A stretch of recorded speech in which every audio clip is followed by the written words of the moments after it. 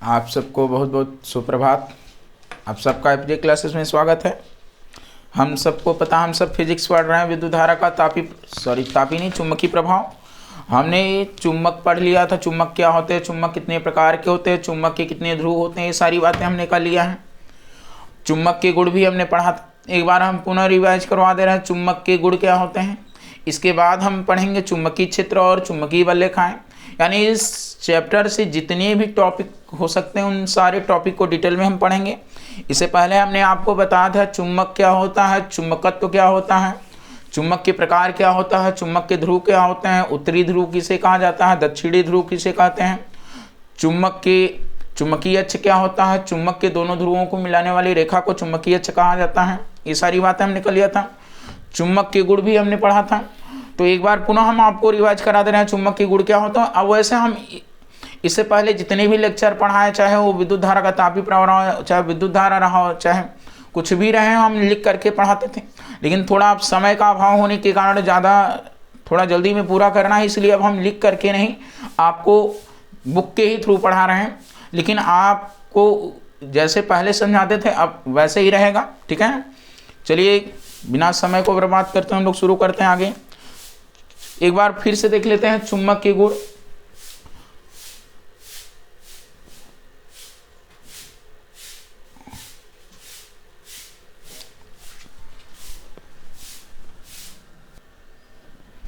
चलिए हम लोग देखते हैं चुंबक के गुण। चुंबक के कौन कौन से गुण होते हैं, ठीक है। तो चुंबक के गुण हमें पढ़ना है। तो चुंबक के गुण देखते हैं, प्रॉपर्टीज ऑफ मैग्नेट। तो चुंबक के प्रमुख गुण निम्नलिखित होते हैं। पहला जो गुण है, हमने बताया था चुंबक के ध्रुवों पर चुंबकत्व तो सबसे अधिक होता है। जैसे जैसे हम मध्य की ओर जाते हैं तो चुंबकत्व तो कम होता जाता है, और जैसे ही ठीक मध्य में पहुंचते हैं चुंबकत्व का मान शून्य हो जाता है। तो ये पता रहे चुंबकत्व कहाँ होता है सबसे अधिक। तो चुंबकत्व चुंबक के ध्रुवों पर सबसे अधिक होता है। जैसे जैसे हम मध्य की ओर जाते हैं चुंबकत्व कम होता जाता है, और ठीक मध्य में चुंबकत्व क्या हो जाता है, शून्य हो जाता है। ये बात पता रहे चुंबकत्व का पहला गुण है, ठीक है ना। तो पूछा जाता है, हमने बताया भी था कि चुंबक के दोनों सिरों के निकट वे बिंदु जहां चुंबकत्व सबसे अधिक होता है चुंबक के ध्रुव कहलाते हैं। तो ये पता रहे चुंबक के ध्रुवों पर चुंबकत्व सबसे क्या होता है, अधिक। चुंबकत्व क्या होता है हमने बताया था, चुंबक लोहे के टुकड़ों को चुंबक द्वारा आकर्षित करने के गुण को क्या कहते हैं, चुंबकत्व कहा जाता है, ठीक है ना। तो ये पता रहे चुंबक के ध्रुवों पर चुंबकत्व सबसे अधिक और ठीक मध्य में शून्य होता है, और जैसे जैसे हम ध्रुवों से मध्य की ओर जाते हैं चुंबकत्व का मान क्या होता जाता है, कम हो जाता है। पहला पॉइंट, ठीक है। दूसरा हम देखते हैं किन्हीं दो चुंबक के समान ध्रुव एक दूसरे को प्रतिकर्षित तथा असमान यानी विपरीत ध्रुव एक दूसरे को क्या करते हैं, आकर्षित। जैसे हमने पढ़ा था चुंबक के दो ध्रुव होते, एक नॉर्थ पोल और एक साउथ पोल, उत्तरी ध्रुव और दक्षिणी ध्रुव। अगर हम मान लीजिए दो चुंबक हैं, ठीक है ना, नॉर्थ और साउथ, अगर हम नॉर्थ और नॉर्थ वाले को एक तरफ करेंगे तो ये दोनों एक दूसरे से दूर भागते हैं चुंबक। अगर नॉर्थ और साउथ को आपस में टच कराएंगे तो एक दूसरे से क्या कर लेंगे, यानी एक दूसरे को अट्रैक्ट करेंगे और चिपक जाएंगे, ठीक है। तो याद रखना है, जो बात याद रखने लायक है, चुंबक के एक समान ध्रुव एक दूसरे को क्या करते हैं, प्रतिकर्षित, और असमान यानी विपरीत ध्रुव एक दूसरे को क्या करते हैं, आकर्षित। ये पॉइंट नंबर 2 है। अगला हम तीसरी बात पढ़ते हैं। क्या होता है, किसी चुंबक को बीच से तोड़ने पर चुंबक के ध्रुव अलग नहीं होते हैं। यानी चुंबक के हम चाहे कितने भी टुकड़े कर दें, मान लीजिए ये बड़ा सा चुंबक था, हमने इतना बड़ा सा चुंबक था, इसके दो ध्रुव है नॉर्थ और साउथ। अब देखिए किसी चुंबक को बीच से तोड़ने पर इसके ध्रुव अलग नहीं होते, उत्तरी तथा दक्षिणी ध्रुव उत्पन्न हो जाते हैं। यदि इन भागों को पुनः जोड़ दिया जाए तब भी प्रत्येक भाग एक पूर्ण चुंबक बन जाएगा। अतः चुंबक के ध्रुवों को कभी अलग नहीं किया जा सकता। यानी एक बड़ा सा चुंबक था, हमने पहले तो इसके दो टुकड़े किए। अब यदि दो टुकड़े किए तो ऐसा नहीं है कि इसके नॉर्थ ध्रुव अलग होगा साउथ अलग। ये जो टूटा हुआ भाग है चुंबक का, इसमें फिर से नए ध्रुव क्या हो जाएंगे, उत्पन्न हो जाएंगे। तो जितने दो भाग हुए हैं तो पहले वाले में भी अलग अलग ध्रुव उत्पन्न हो जाएंगे, एक नॉर्थ और एक साउथ। अगले वाले दूसरे वाले टूटे हुए भाग में भी नॉर्थ और साउथ। अब हम इन जो दो टुकड़े हुए थे इन दोनों के भी आधे टुकड़े करते हैं, तो इन फिर से टुकड़े हुए चुम्बकों में फिर से नया ध्रुव क्या हो जाएगा, उत्पन्न हो जाता। तो यानी अतः हम कह सकते हैं कि चुम्बक के ध्रुवों को अलग नहीं किया जा सकता। किसी भी चुम्बक को बीच से तोड़ने पर उसके चाहे जितने भी भाग हों, उस उतने भागों के फिर से नए ध्रुव क्या हो जाते हैं, उत्पन्न हो जाते हैं। ये है चुम्बक के गुण। अब आगे हम पढ़ेंगे चुम्बकीय क्षेत्र, ठीक है ना। क्या होता है चुम्बकीय क्षेत्र? तो चुम्बक के चारों ओर का वह क्षेत्र जिसमें उसके चुम्बकीय प्रभाव का अनुभव होता है वह चुम्बकीय क्षेत्र कहलाता है। थोड़ा इसको और हम अच्छे से समझने का प्रयास करते हैं। यहाँ लिखा है यदि किसी कंपास सुई को, ठीक है, कंपास सुई होता है ना, यदि किसी कंपास सुई को छड़ चुम्बक के किसी बिंदु पर रखें, तो यदि किसी कंपास की सुई को छड़ चुम्बक के किसी बिंदु पर रखें तो सुई विक्षेपित होकर निश्चित दिशा में क्या हो जाती, ठहर जाती। अब यदि सुई को फिर छड़ चुम्बक के समीप ही किसी अन्य बिंदु पर रखे तो वह घूमकर अन्य दिशा में स्थिर हो जाती। इस प्रकार कंपास सुई द्वारा चुम्बक के चारों ओर चुम्बक के प्रभाव का क्या होता है, अनुभव होता है। तो इस प्रकार कंपास की सुई द्वारा चुम्बक के चारों ओर चुम्बक के प्रभाव का क्या होता है, अनुभव होता है। अतः हम कह सकते हैं चुम्बकीय क्षेत्र को कैसे परिभाषित करना है, तो चुम्बक के चारों ओर का वह क्षेत्र जिसमें उसके चुम्बकीय प्रभाव का अनुभव होता है वह क्षेत्र कौन सा क्षेत्र कहलाता है, चुम्बकीय क्षेत्र। जैसा कि हमने बताया यदि किसी चुम्बकीय यानी कंपास की सुई को छड़ चुम्बक के समीप किसी बिंदु पर रखे तो विक्षेपित होकर एक निश्चित दिशा में ठहर जाती है। फिर यदि छड़ चुम्बक के समीप ही किसी दूसरे बिंदु पर रखें तो फिर जो चुम्बकीय सुई है विक्षेपित होकर दूसरी दिशा में ठहर जाती है। तो यानी इससे पता चल रहा है कि जो कंपास की सुई है वो कंपास की सुई द्वारा चुम्बकीय क्षेत्र के प्रभाव का क्या किया जा रहा है, अनुभव किया जा रहा है, ठीक है ना। अगर अनुभव न किया जाता तो सुई की दिशा विक्षेपित न होती। तो हम लोग समझने का प्रयास करते हैं। आपसे पूछा जाएगा चुम्बकीय क्षेत्र किसे कहा जाएगा, तो किसी चुम्बक के चारों ओर का वह क्षेत्र जिसमें उसके चुम्बकीय प्रभाव का क्या होता है, अनुभव होता है, तो वह क्षेत्र ही क्या कहलाता है, चुम्बकीय क्षेत्र कहलाता है, ठीक है ना। ये बात बता रहा है चुम्बकीय क्षेत्र किसे कहते हैं। जैसे मान लीजिए एक चुम्बक है और एक लोहा है, ठीक है ना। हम मान लीजिए एक चुम्बक लिए हैं, एक लोहा लिए। अब हम कुछ डिस्टेंस मेंटेन करके रखेंगे चुम्बक और लोहे के बीच। अगर हम मान लीजिए जहाँ चुम्बक रखे हैं वहाँ लोहा है, अगर चुम्बक वहीं से लोहे को अपनी ओर अट्रैक्ट कर ले रहा है तो वहाँ तक तो उसका चुम्बकीय प्रभाव है। अगर मान लीजिए हम लोहे की दूरी और बढ़ा दे रहे हैं, चुम्बक को वहीं रख रहे हैं और जो चुम्बक है लोहे को नहीं अट्रैक्ट कर पा रहा, तो यानी वहाँ उसका चुम्बकीय प्रभाव नहीं होगा। तो जहाँ तक चुम्बकीय प्रभाव का अनुभव किया जा सकता है वहाँ तक उसका क्या होगा, चुम्बकीय क्षेत्र होगा। जैसे हर व्यक्ति का अपना क्षेत्र होता है। जैसे इस समय चुनाव का माहौल चल रहा है, तो जैसे जो लोग प्रत्याशी खड़े होते हैं तो उनका एक अपना क्षेत्र होता है कि यहाँ तक अगर हम जीतेंगे तो यहाँ तक हम शासन कर सकते हैं, ठीक है ना। जैसे हमारे मोदी जी हैं तो हमारे भारत देश के ही प्रधानमंत्री है। अब न कि वो बांग्लादेश के लिए कानून बना सकते हैं, तो उनका जो हमारे केवल भारत के भूभाग के लिए ही शासन चला सकते हैं, ठीक है ना, तो या कानून बना सकते हैं। तो ऐसे हर का अपना अपना क्षेत्र होता है। इसी प्रकार किसी चुम्बक का अपना चुम्बकीय क्षेत्र होता है जिसमें उसके, तो बताया हमने कि किसी चुम्बक के चारों ओर का वह क्षेत्र जिसमें उसके चुम्बकीय प्रभाव का क्या किया जा सके, यह अनुभव होता है, वही क्षेत्र चुम्बकीय क्षेत्र कहलाता है। ठीक, अब आगे हम पढ़ते हैं चुम्बकीय क्षेत्र की तीव्रता, ठीक है। चुम्बकीय क्षेत्र की तीव्रता,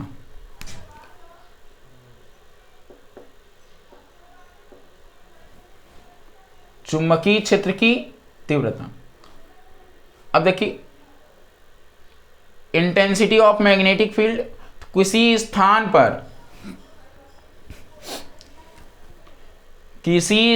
पर चुम्बकीय क्षेत्र के लंबवत, ठीक है, तो किसी स्थान पर चुम्बकीय क्षेत्र के लंबवत रखे एकांक लंबाई के तार में, तो किसी चुम्बकीय क्षेत्र के लंबवत रखे एकांक लंबाई के तार में एकांक धारा प्रवाहित करने पर कार्यरत बल उस स्थान पर चुम्बकीय क्षेत्र की क्या कहलाती, तीव्रता कहलाती।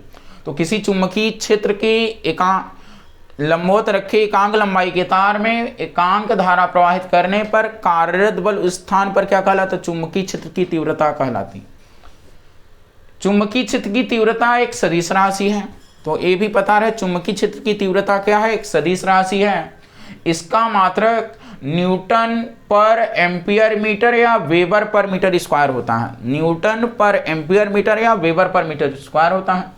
यदि चुंबकीय क्षेत्र के प्रत्येक बिंदु पर चुंबकीय क्षेत्र की दिशा की तीव्रता एवं दिशा परिमाण में समान हो तो एक समान चुंबकीय क्षेत्र कहलाता है। परंतु यदि अलग अलग बिंदुओं पर चुंबकीय क्षेत्र की तीव्रता दिशा परिमाण में असमान हो तो क्षेत्र कौन सा? असमान चुंबकीय क्षेत्र कहलाता है।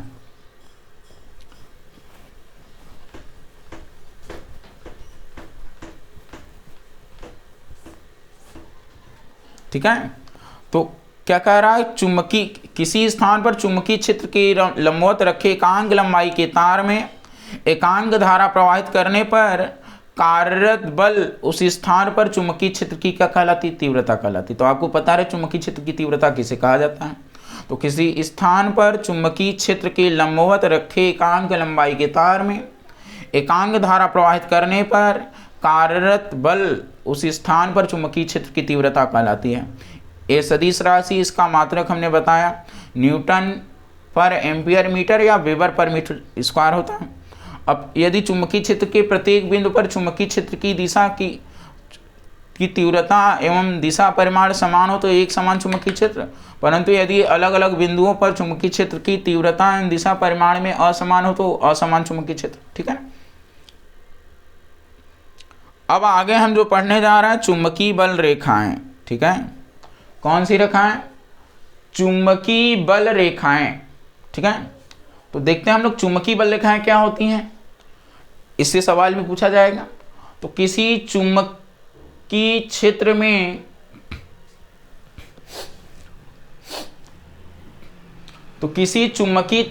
चुंबकीय बल रेखाएं वे काल्पनिक रेखाएं हैं।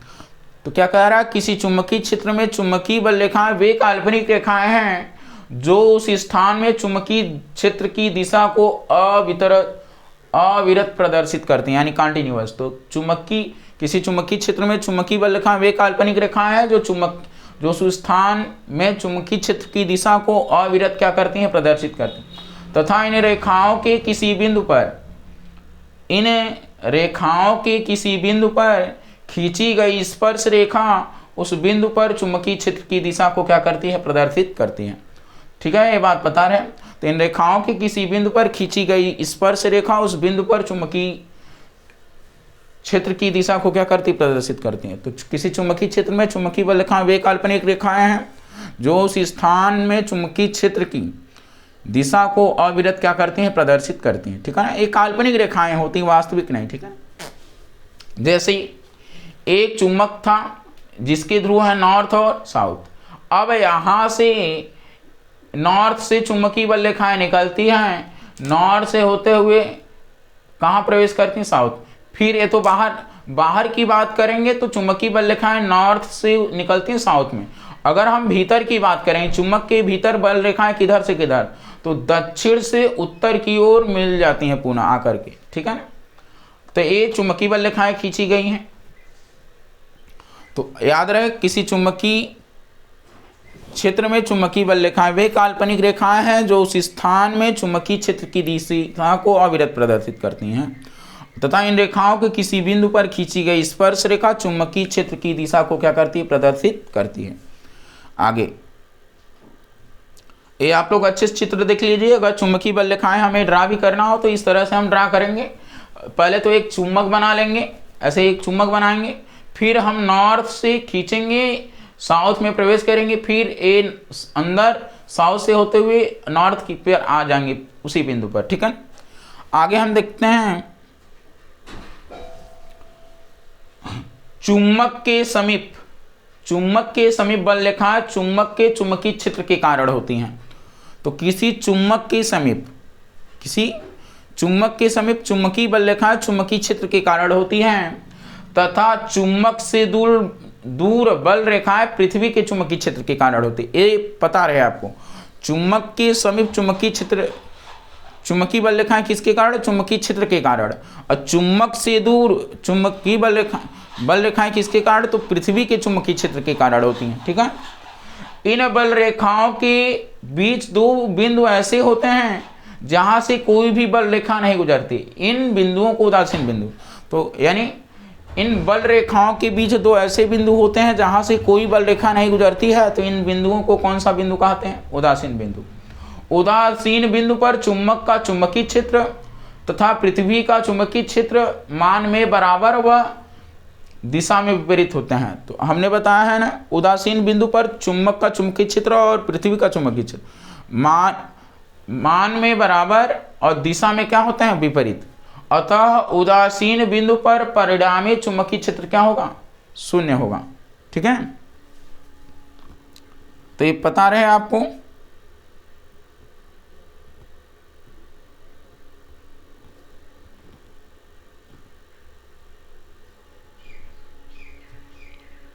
ठीक है, तो अतः उदासीन बिंदु पर परिणामी चुंबकीय क्षेत्र क्या होता है? शून्य होता है। तो यानी चुंबकीय बल रेखाओं के बीच, किसके? चुंबकीय बल रेखाओं के बीच दो ऐसे बिंदु होते हैं जहां से कोई भी बल रेखा नहीं गुजरती, तो इन बिंदुओं को हम उदासीन बिंदु कहते हैं। ठीक है, और उदासीन बिंदु पर चुंबक का चुंबकीय क्षेत्र पृथ्वी का चुंबकीय क्षेत्र मान में बराबर व दिशा में विपरीत होता है, तो उदासीन बिंदु पर परिणामी चुंबकीय क्षेत्र क्या होगा? शून्य होगा। तो आज हम लोग चुंबक की बल रेखाओं की गुण तक पढ़ेंगे। ठीक है ना, बाकी बातें हम कल करेंगे। आज देख लेते हैं चुंबक की बल रेखाओं के गुण क्या क्या होते हैं।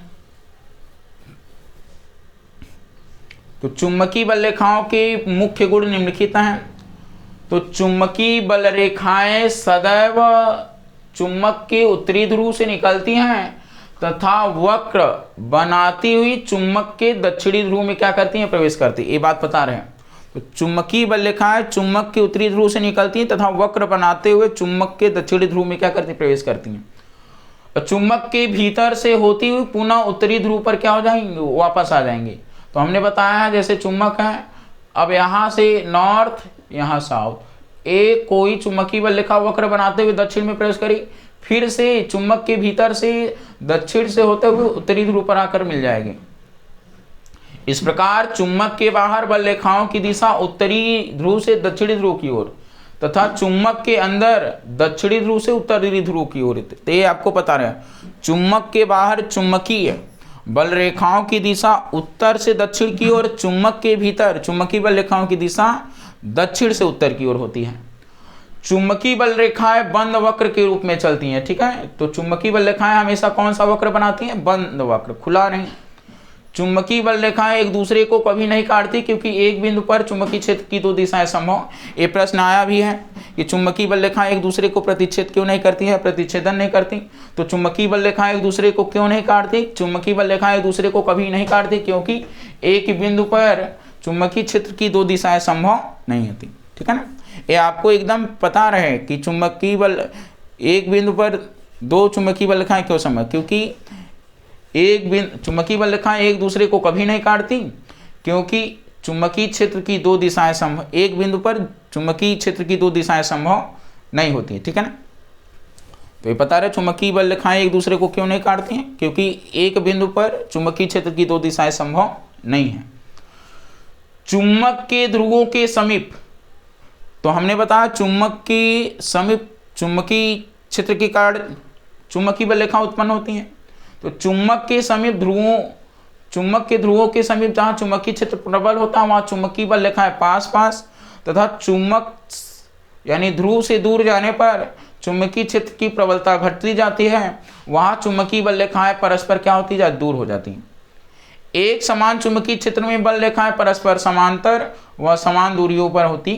ठीक है ना, तो यहाँ तक आज हम लोग पढ़ रहे हैं। अब आपको कुछ दिनों से क्लास नहीं मिल पा रही थी, इसके लिए मैं क्षमा चाहूँगा, लेकिन अब आप लोगों को डेली क्लास मिलेगी। जैसा कि यूपी बोर्ड का टाइम टेबल भी आ गया है, 24 तारीख से परीक्षा स्टार्ट है, तो पहला पेपर हिंदी का है, आप लोग अच्छे से तैयारी करिए। फिजिक्स, केमिस्ट्री, बायो सारे सब्जेक्ट यहाँ इस प्लेटफॉर्म पर होंगे। आपको पेपर में किस अध्याय से किस तरह के प्रश्न पूछे जा सकते हैं उस सारे तरह के प्रश्नों को हम करवाएंगे। तो आप लोग बेफिक्र रहे, अब डेली क्लास होगी सोशल की भी, यानी सामाजिक विज्ञान का, और फिजिक्स मैथ सारी क्लासेस आपको अब लगातार डेली मिलती रहेंगी, जिससे आप अपनी तैयारी को और बेहतर बना पाएँ। ठीक है ना, हम लोगों का प्रयास रहेगा। आप लोग अब हम पेपर में जिस तरह से प्रश्न आते हैं उस तरह से प्रश्नों को भी कराएंगे, साथ में ढेर सारे न्यूमेरिकल्स भी कराएंगे, आपका कॉन्सेप्ट भी क्लियर हो, तो इसको देखते हुए, ठीक है ना। अब थोड़ा हम लिख करके नहीं पढ़ाएंगे क्योंकि समय का अभाव, उसमें ज़्यादा थोड़ा वक्त लगता है लिखने में, ठीक है। तो इसलिए आपको जो समझाना हो तो हम ऐसे ही समझा देंगे, ठीक है ना।